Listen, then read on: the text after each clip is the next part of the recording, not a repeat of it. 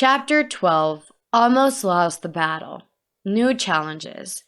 Later on in life, in addition to all the hardship in trying to have children, and the newest diagnosis of having antiphospholipid syndrome and thrombosis, I faced other diverse diagnoses over the years.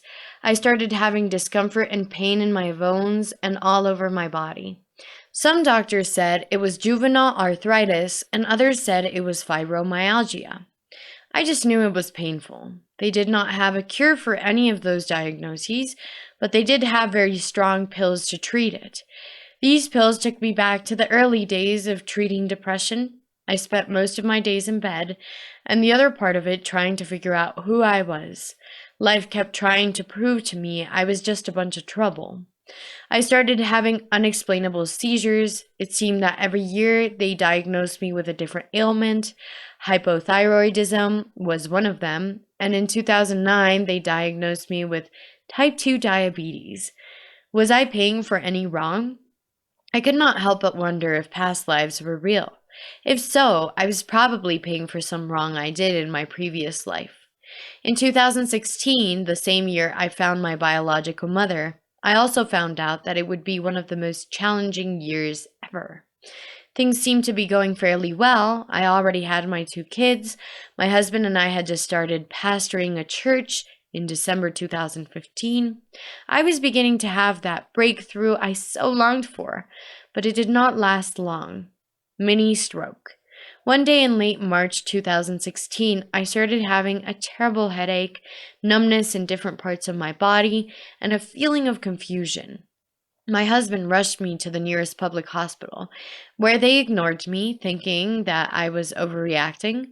By the time they came to check on me, they discovered I had a mini stroke, which is caused by a momentary disruption in the blood supply to part of the brain, and this results in a lack of oxygen to the brain.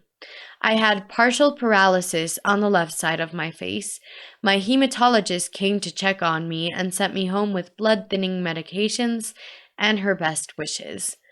A miraculous healing. The following day, I received a surprise visit from some brothers and sisters from church. Honestly, I was not in the mood for a social visit. I did not want anyone to see me in that condition. It pleasantly surprised me to have them in my room after I clearly rejected their company. They circled my bed and started singing some worship songs and prayed over me. They showed love and made positive declarations over me. I could no longer stay in my shell, not only because it would be rude, but because I started feeling stronger and something changed inside of me. My face straightened. I started feeling the left side of my face as I touched it. I could also smile. It was a miracle. Their prayer of agreement brought healing to my life. I was so grateful. We spent an awesome time together, and then they left. Trigeminal neuralgia. Things were pretty good for the rest of the month up until April. The mini stroke headache was nothing compared to this new type of pain, an excruciating pain that would come and go. The pain covered the left side of my head, my eyes, my jaw. I visited the doctors numerous times, and they thought it was just a very severe migraine. But none of the pills prescribed could take away that pain. One doctor I visited, a pain specialist, referred me to another specialist, a neurologist. This neurologist surgeon ordered a CT scan, which combined with the symptoms I had, led to a disturbing diagnosis. The sharp shooting pain, like having an electric shock in the jaw, teeth, or gums, was due to a condition called trigeminal neuralgia.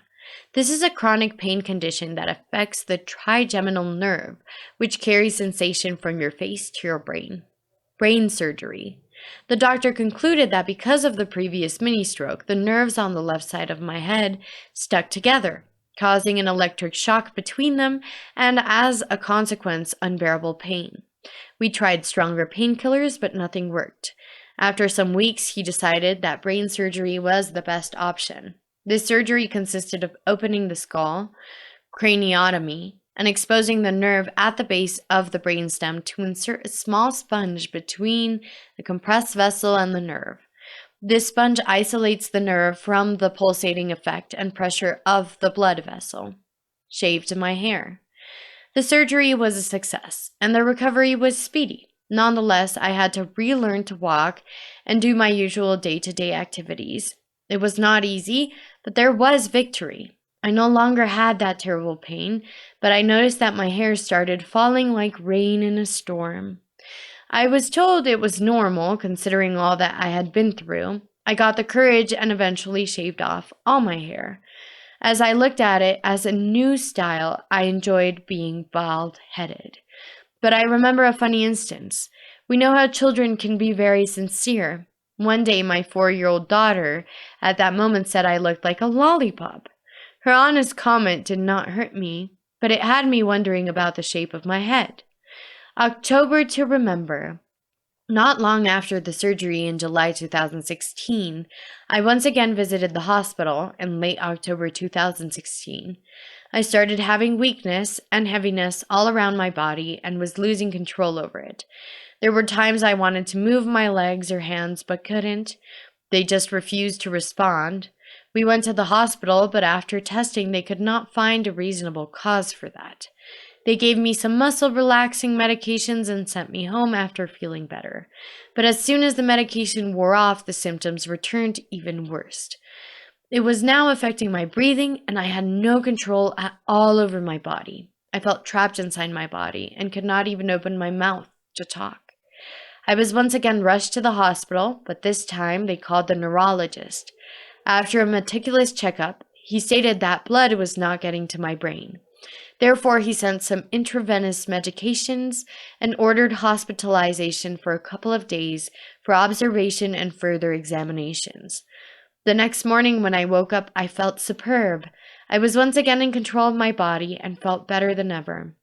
I remember telling my husband that I wanted to shower. At that moment, the nurse entered the hospital room and was strangely startled by seeing me up on my feet and wanting to bathe.